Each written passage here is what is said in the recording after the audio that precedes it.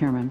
Mr. Brown, you haven't had a chance to speak for a while, so I think it's time for a question for you. In your testimony, you spoke about the poll finding that only 1 in 5 college students found that they were adequately prepared, well prepared in high school through the STEM disciplines. I'd like to follow up on that. We've been researching this pretty extensively in Connecticut, and we've seen the difficulty schools are having in supporting STEM education and making it accessible to students, particularly, frankly, in the lower grades.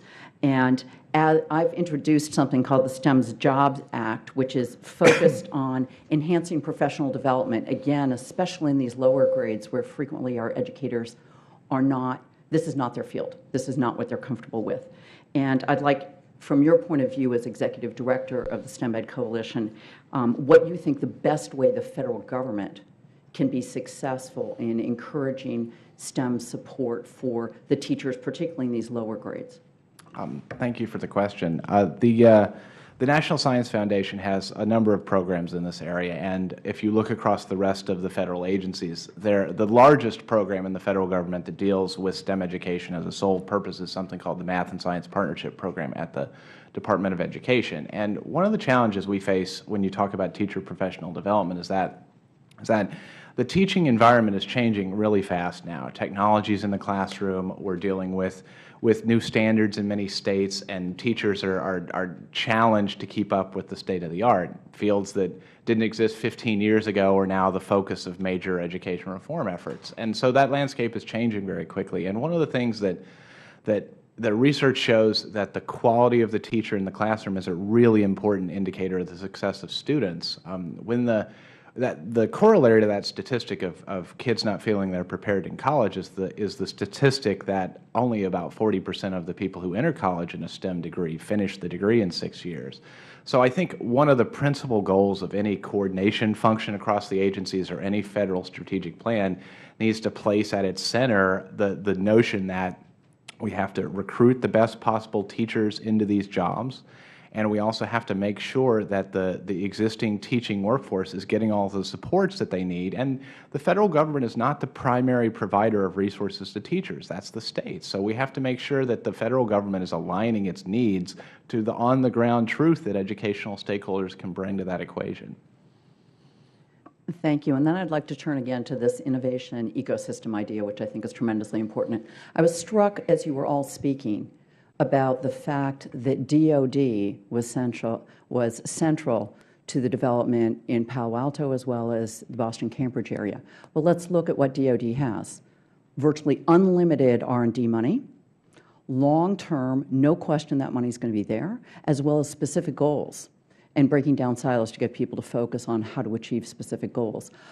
So if you could think about, in this constrained budget situation we find ourselves in, what lessons do we take from this as we apply towards public-private partnerships, things like the Semiconductor Research Corporation? How can we think about leveraging of U.S. dollars, ensuring a constant stream of dollars for basic R&D that will only come out of the federal government, and nevertheless recognizing that we will need help from the private sector to leverage that money, ensure that stream keeps going? So whoever wants to weigh in on that.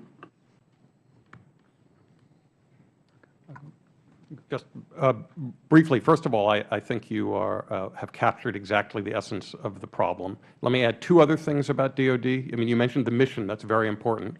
Another is that it is and was both the entity that commissioned the R&D and was the user of the product. So it could hold those who were doing the R&D, their feet to the fire to produce what was necessary. And then here's another key point. They had a pretty high price point. It's not that just they spent a lot of money on R&D, which they did. They spent a lot of money on procuring things, and they could do things like spend $30,000 for a 40-pound GPS receiver. That was the first one that was going to be used as a prototype that then created some confidence in the producers that they could then spin this out for civilian applications. Very difficult to reproduce that in the civilian sector. But I do think one of the keys is close understanding between the users, potential users of the information, and those who are producing it. And often this gets people who are advocates for basic research a little edgy because they think it's about controlling the agenda of basic research. That's not the case. Much basic research is done in the service of particular goals. It's not controlled. It's an exploration of the fundamental science, but it's within a context. And I think it's very important to understand that much productive basic research is carried out within a context that requires communication between those doing the research or their entities and the ultimate user of the knowledge.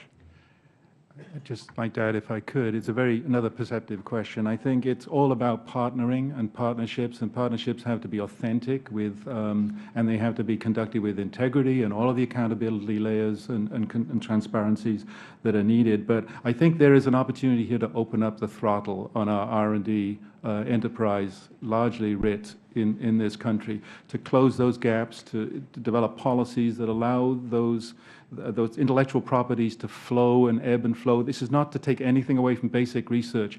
It's an and. Basic research is absolutely essential and needed in order to enable these kinds of larger scale public-private partnerships that can drive regional economies. And we've seen that, and we have examples of that happening in our state.